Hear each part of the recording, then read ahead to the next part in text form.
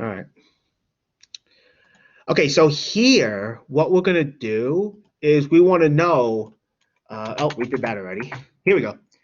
How much is left after 9 hours? Well, again, you could probably guess, though, that we're going to have to do some kind of conversion here. Okay? We're going to have to do a conversion. Let me just see something now. Okay, good. I was wondering if the mic was off, but it turns out it's on, so I'm glad. All right. Well, we know there are 24 hours in one day, right? So, I mean, so what I did was I used a proportion, and what I did was this. Basically, we have 24 hours in one day, and so we want to convert 9 hours into days, right? So what we want is 9 hours is X days, right? So I'm using a proportion.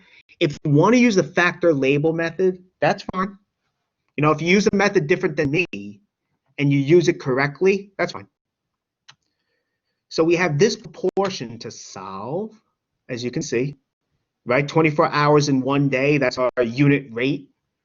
So 9 hours is how many days? So we have this, took the units away. And of course, we're going to cross multiply, as we've seen before. Okay? But we want X, so we want to get the 24 out of there, so we divide, and we get 9 over 24, as you can see. So I think someone asked if we can have a decimal as an exponent. You could definitely have a decimal as an exponent. You know, you can, yeah, there's nothing, you can have any real number as an exponent, actually. Here we got a decimal. I mean, I theoretically could, so here's the function. I mean, I theoretically could write 9 over 24 here, or the decimal. I put the decimal because I thought it would look better on the slide. So, but this is what I got.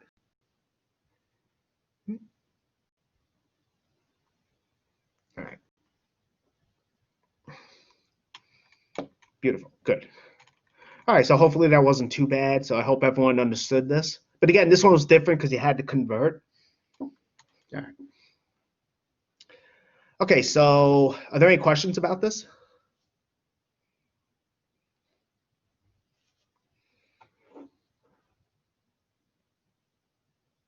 Okay. So now here we had to do some kind of conversion, okay? Well, the next example is going to be sort of similar. Here, the book actually does this, so I figured it'd be good to do it as well. So we have some kind of investment that's being made, okay? And we have an investment of $900. I mean, what are we investing it in? I have no idea, but for now that doesn't matter. What we do know is the investment is increasing in value at a rate of 12% every 2 years. So I emphasize that for a reason, okay? It's not every year. I mean, we are going to have an exponential function because the value is changing by a percentage, as you can see. But it's every 2 years. Well, let's find a formula for the investment in X years. So again, what happened is, since it's every 2 years, we're going to have to compensate for that. Basically, we compensate for it by dividing our X by 2, as you can see. So basically, if it's every 2 years, we kind of compensate for that because by dividing by 2, as you can see here. I mean, I'm sure there's a way you could actually prove this mathematically. The idea is we're multiplying by our b, the base, not every year, but every 2 years.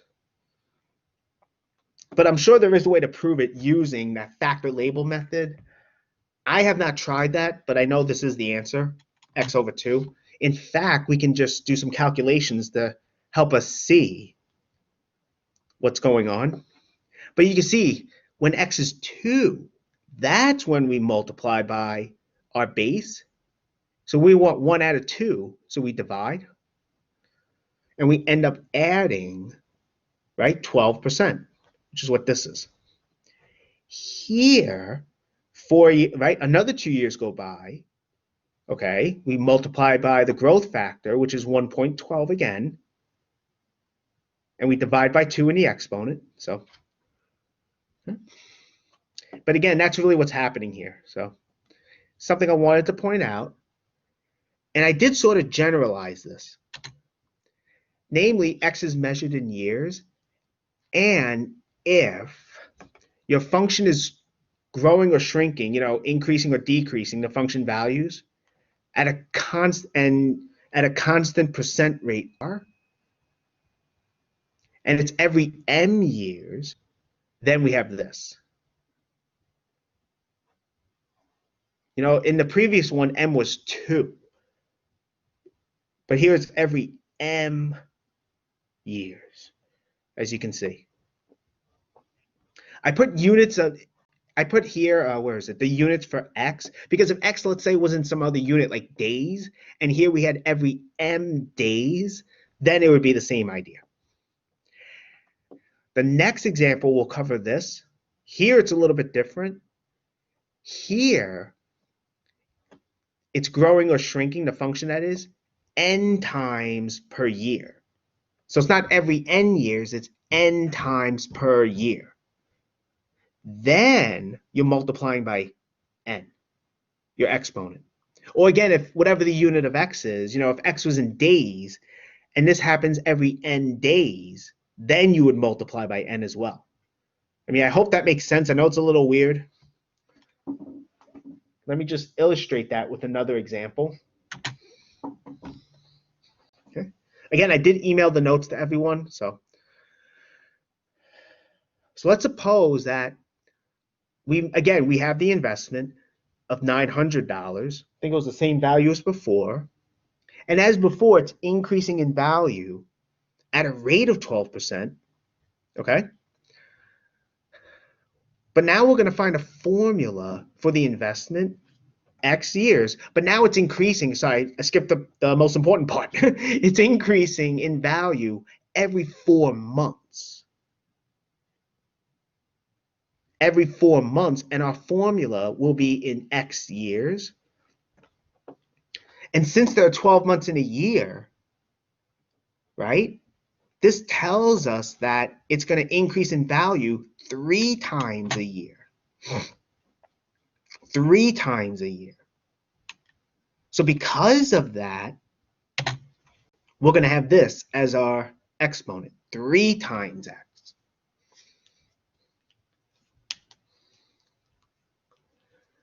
Okay.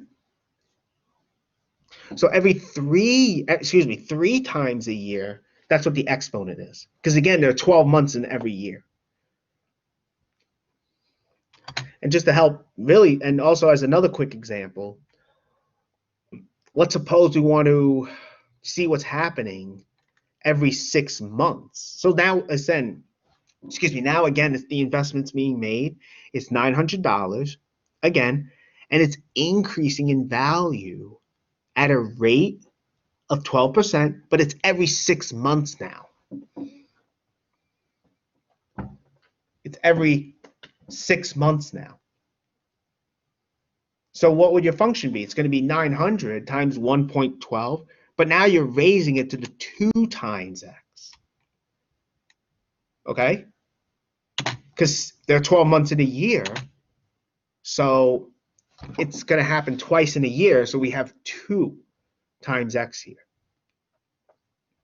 I mean, I'm sure there's a way to verify it using conversion and the factor label method.